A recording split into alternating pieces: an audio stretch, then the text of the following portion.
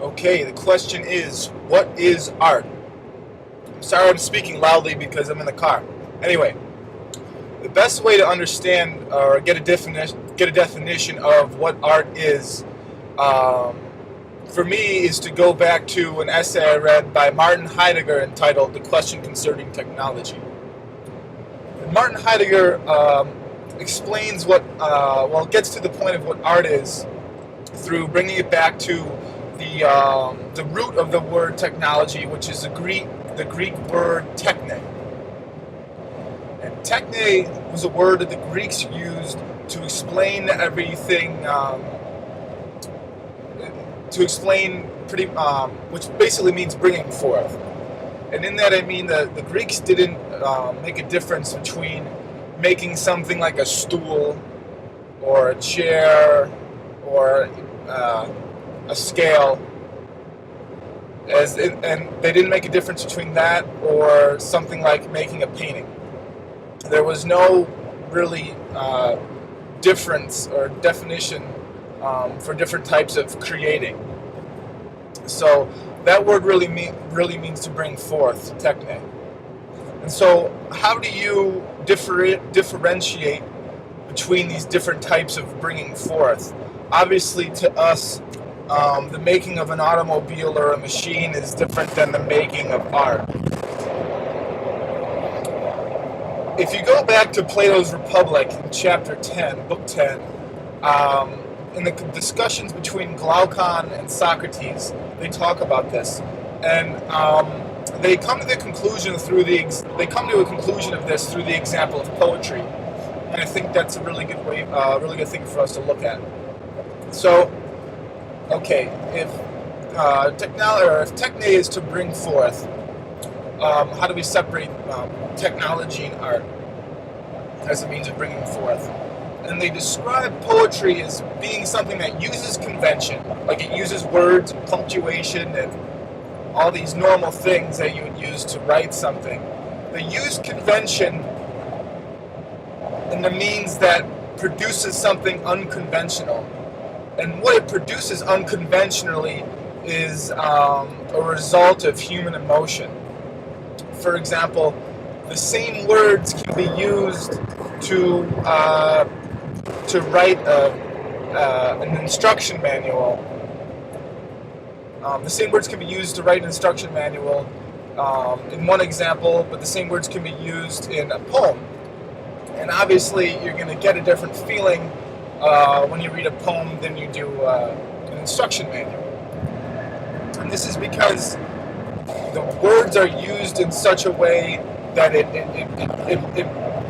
breaks through the knowledge of what you're reading or doing is done through convention.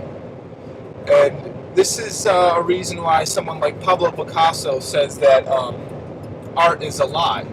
Because when you think about what a lie is something that uses a conventional means to make up this elaborate story, which provokes a reaction in somebody.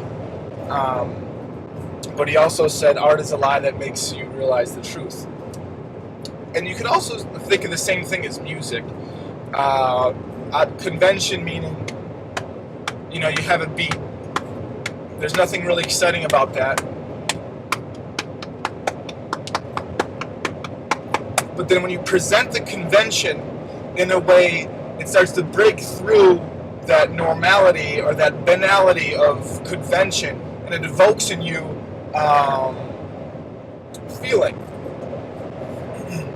Let's see what we're doing on time here. Okay, and so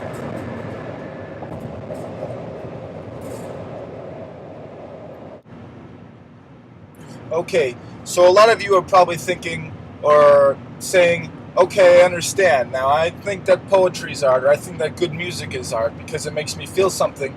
But when I go to a museum, I see all this artwork where there's just like a red square on a black canvas or something like that. And it's totally outside of any realm of understanding.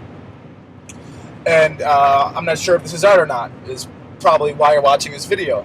And that's a good question. And the reason why all this stuff is happening in modern art right now is largely a response to the abstract expressionist movement.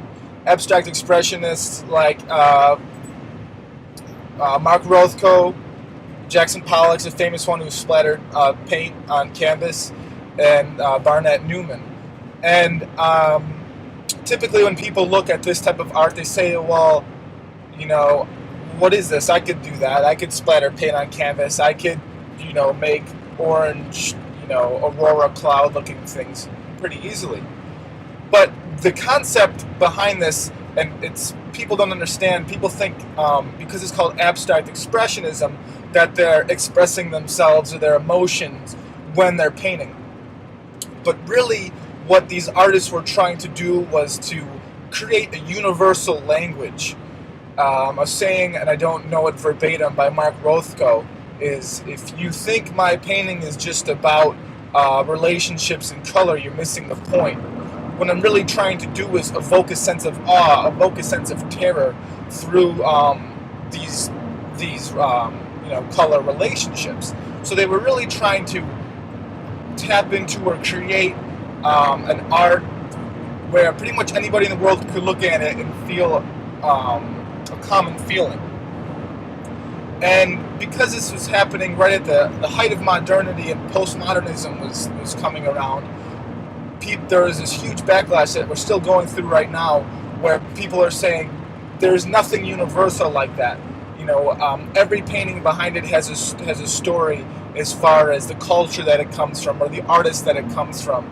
Obviously, you know, things that we know about as far as like psychoanalysis or more like Freudian Marxist views on the way that the world works.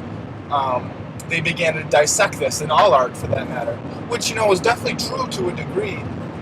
You know, all art through the span of time has, you know, is made, you know, a certain way because of the results of a person's particular culture, sex, race, religion, whatever.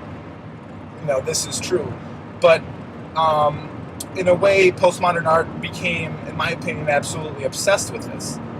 They forgot that, yes, this is a truth, and this is something to be understood, that, yes, everything, you know, is a result of a particular time and place in history, but they became obsessed with it. And I liken it to,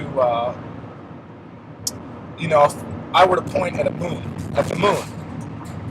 a modern, you know, maybe the abstract expressionists would look at the moon and say, oh my God, the moon, it's beautiful. But then the postmodernists would look at my finger pointing at the moon and say, well, you can't escape the boundaries of the artist is pointing at the moon. So they're kind of obsessed with authorship in a way. And because of that, they are just always engaged in trying to dissect the artist. And there's like this obsession that happens with the artist because in kind of postmodernism, art can't escape the boundaries of the minds or the neuroses of the artist. And so art has lost a lot of clout or a lot of know-how in trying to access that universalness again in man. I really hope this isn't over $2. Hello. I don't, man. How much? How much was that? I looked at my wallet. I was like, damn, I really hope it's not more than $2. Here you bro. We get quarters back. Thanks, man. Appreciate it. Was that art?